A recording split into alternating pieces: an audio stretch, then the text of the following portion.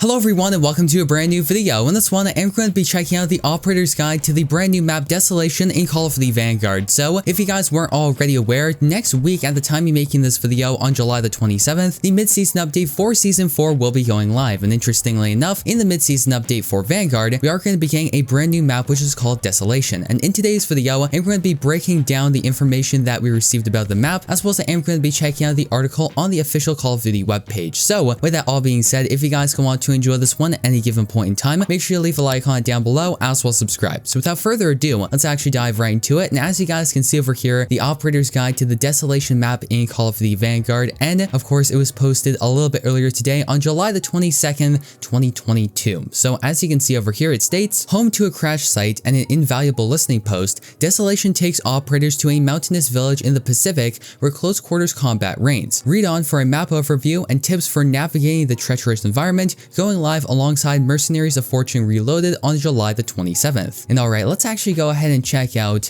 the actual overview of the map. And we also got a brand new image of it, which is pretty good. And they state, the battle for the Pacific grows even fiercer. Welcome to Desolation, the latest Call of Duty Vanguard multiplayer map, launching with the Mercenaries of Fortune Reloaded mid-season update on July the 27th. Deploy to a labyrinthian village cut into the mountainside and outmaneuver your foes to take control of this invaluable listening post. And alright, now let's actually take a look at the overview of the map. As you can see, this is a new image of the map. Up until this point, we really only saw this one over here, which of course doesn't really show off too much. It shows off the new operator and the new weapon, but the actual map itself, not too much. So as you guys can see, it states, though Desolation is a medium-sized map, its tight, maze-like layout results in plenty of close-range engagements within and between the various shanties and the listening post. You'll find tight interiors, cramped alleys, thin walkways, and thick stonework, with plenty of right angles and multiple objects, creating an atmosphere of high suspense as you anticipate enemy movement at every turn. There's opportunity here too. Once you get a hang of the map's intricate layout, all kinds of tactics open up. Equip a shotgun and haunt the upper level, blasting away at enemy operators above and below as you swiftly navigate the terrain in true parkour fashion. Take advantage of all the climbable objects here to dramatically expand your tactical capabilities. Mid and long range loadouts have their place here as well, though you'll likely find more success after a few matches when you've got an idea of the key sight lines to take advantage of, particularly down the sides of the map and from certain vantage points such as the southeastern Hunter's Overlook and the northern Roasting Pit. Consider overkill for a close range backup when you need to move, or be on the lookout for one on the ground to pick up and replace your secondary weapon. There are many cover objects throughout, use them. You can still play aggressively while minding your defense in battle, utilizing the various stonework to absorb shots and keep you in the fight longer. Depending on whether you're defending or pushing, you can then further entrench yourself in anticipation of the next fight or move on to the next elimination. And alright, now let's actually check out their recommended loadout. So this is from Sledgehammer Games themselves, and of course their recommended primary weapon is the Vargo S, which if you weren't already aware, the Vargo S is going to be coming into the game with a mid-season update for Season 4. And with that being said, they state, Mercenaries of Fortune Reloaded brings the new Vargo S assault rifle to Vanguard, unlocking it by completing its in-game challenge or by acquiring its relevant weapon blueprint via store bundle. For Desolation, we're kitting it out to excel in close and mid-range battles so that you have the flexibility to succeed no matter the situation. In the loadout, they call it near and far, with the primary weapon being the Vargo S, and the key important attachments are the SMLE pistol grip, the 7.62x54 MMR 60 round magazine,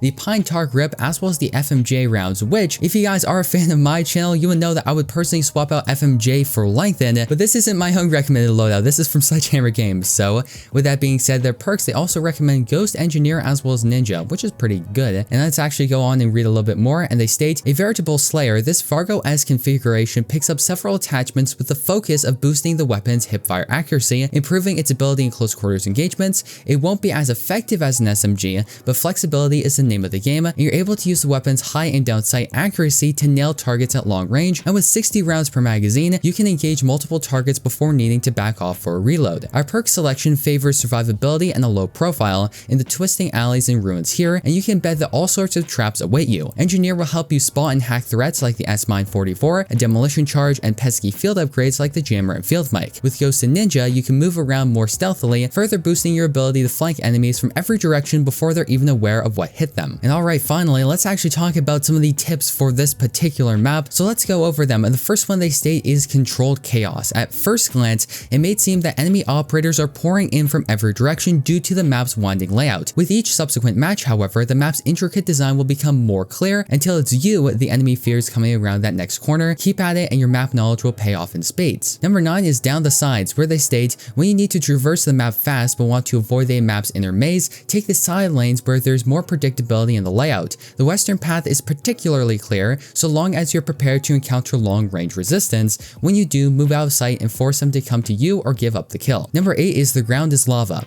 Except for the southern tip of the map, it's possible to stay above ground throughout most of the environment via jumps and mantling across the stonework, walkways, and shanty rooftops. Not only is it fun traversing this way, but it's also a great means of avoiding the cramped alleyways and paths below. Number 7 is now you see me, now you don't. Desolation's labyrinthian layout creates massive opportunities to relocate and confuse the enemy, making it difficult for them to track you down. Don't hesitate to disengage from the encounter and either melt away when you're outnumbered or move to new ground for a refocused effort. And number 6 is alleyway ambush. If you're willing to brave the lower levels, try taking up residence in the southern shanty alley or northern temple alley. These confined spaces offer the perfect ambush points to eliminate operators moving away from the central ruins. Be on guard when approaching these paths to avoid falling prey to a similar fate. Number 5 is jammer in the ruins. The jammer field upgrade can be devastating here, especially around the central ruins where intel is so valuable in determining how to engage the enemy. Lay down a jammer to scramble their minimap, keeping them in the dark until it's too late to respond to your attack. Number 4 is bullseye, where they state, who needs a grenade when you can efficiently dispatch enemies with a throwing knife? It's quick, it's quiet, and it's much easier to home in on your target in Desolation's confined pathways rather than in the map's wide open spaces. Number 3 is shh. Dead silence can do wonders here, especially if you like to open up your perk 1 and 3 slots to something other than Ghost and Ninja. The engagements here are fierce and frequent, so there's a good chance you'll be able to refresh its duration through gun, melee, and throwing knife eliminations. Number 2 is flame knot in the trenches. Why not aspire to greatness? Though it requires a hefty 9 eliminations to acquire, the flame knot can be absolutely devastating on the ground level. Shoot flames into the central ruins and down the alleyways to scorch enemies and stop them in their tracks. And finally, number 1 is area denial. You can really mess up the enemy's plans by denying them passage through key pathways. Consider equipping lingering equipments like the incendiary grenade,